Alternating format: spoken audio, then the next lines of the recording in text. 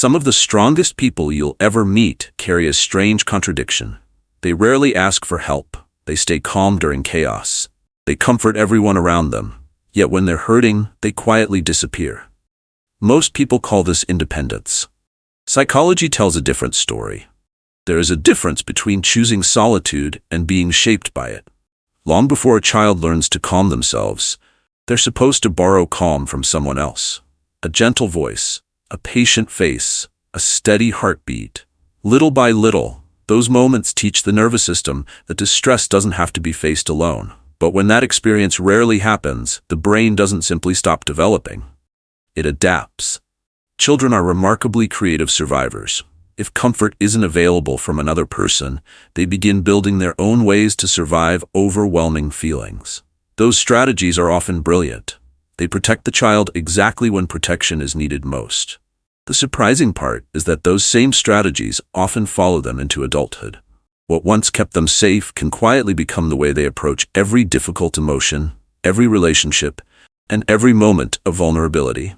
Let's explore 10 ordinary adult behaviors that often begin with one invisible lesson. I have to calm myself. The first sign is silence. Some people become unusually quiet whenever they're hurt, not because they don't feel deeply, because somewhere early in life expressing pain stopped changing anything. If crying didn't bring comfort, if fear wasn't noticed, if sadness was met with distraction, criticism, or emotional distance, the nervous system eventually reaches a practical conclusion. Silence costs less. As adults, these people often process heartbreak, disappointment, and anxiety entirely inside themselves. Friends may believe they're coping well simply because they're not talking. In reality, they're carrying the entire emotional weight alone because that's what their brain learned was safest. The second sign appears in repetitive behaviors. Notice what you do when stress quietly rises. Maybe you tap your fingers, twist your hair, scroll endlessly without remembering anything you just saw. Fold laundry that doesn't need folding. Organize objects again and again. These actions often look meaningless from the outside, but rhythm has a powerful effect on the nervous system. When soothing wasn't consistently available through another human being, repetitive movement became a substitute. The body created its own steady rhythm.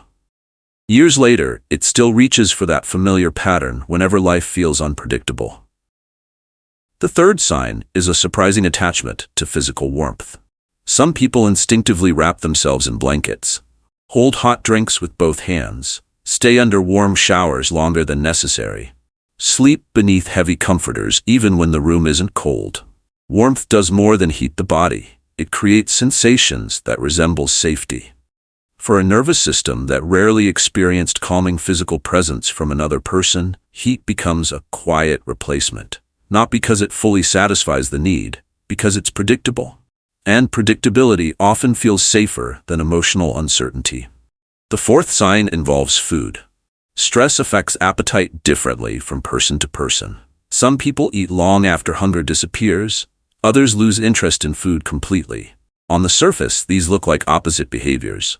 Underneath, they often share the same purpose. The nervous system is trying to regulate overwhelming emotion. Eating may briefly create comfort. Avoiding food may create a temporary feeling of control. Neither response necessarily begins with food. It begins with the search for emotional stability. The fifth sign often surprises people. Some adults can cry alone, but almost never in front of another person. Even when they desperately want support, their body seems to shut the tears down the moment someone enters the room.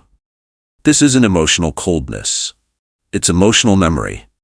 If vulnerability repeatedly existed without comfort during childhood, the nervous system stops expecting relief from being seen.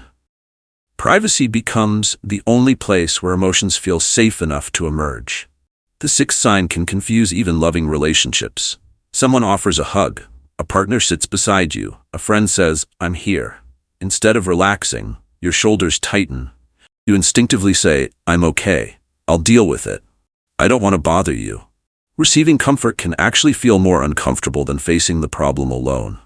Not because care is unwanted, because unfamiliar safety can initially feel threatening. The body trusts what it has practiced, even if what it practiced was loneliness. The seventh sign is an unusually strong inner voice.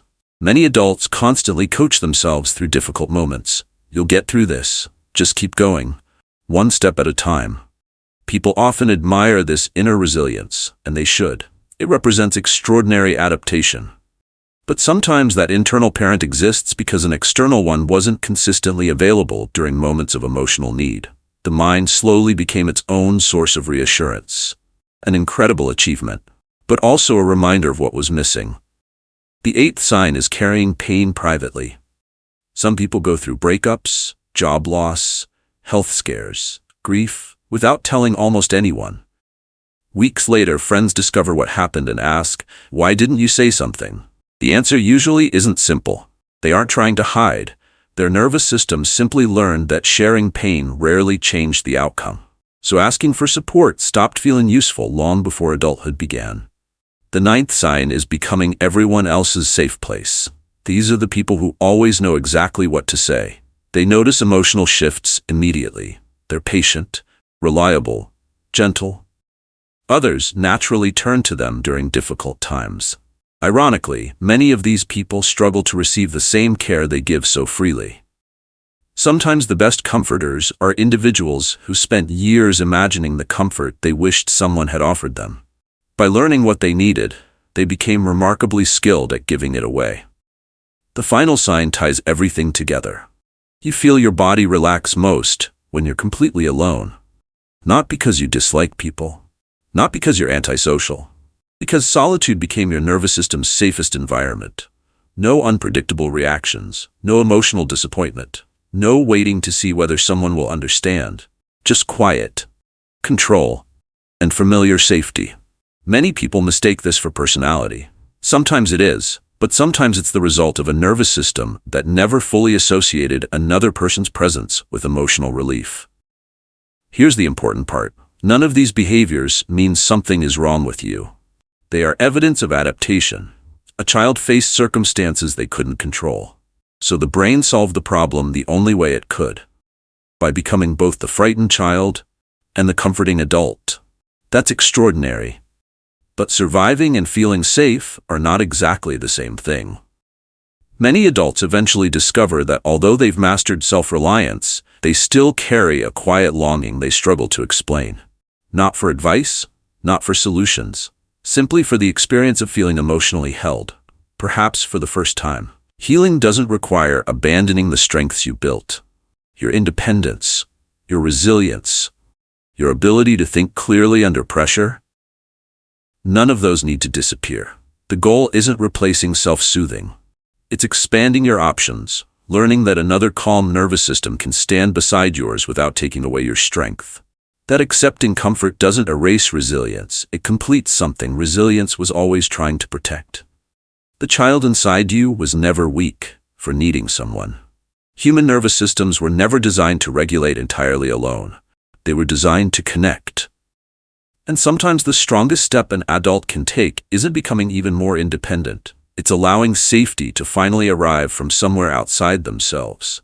If even one of these behaviors felt surprisingly familiar, don't see it as a diagnosis. See it as a clue. Because once you understand why your nervous system learned these patterns, you stop blaming yourself for having them. And that's often the moment real change quietly begins. If this conversation resonated with you, subscribe for more psychology-based insights into how childhood experiences continue shaping adult behavior, and how understanding those patterns can become the first step toward lasting emotional freedom.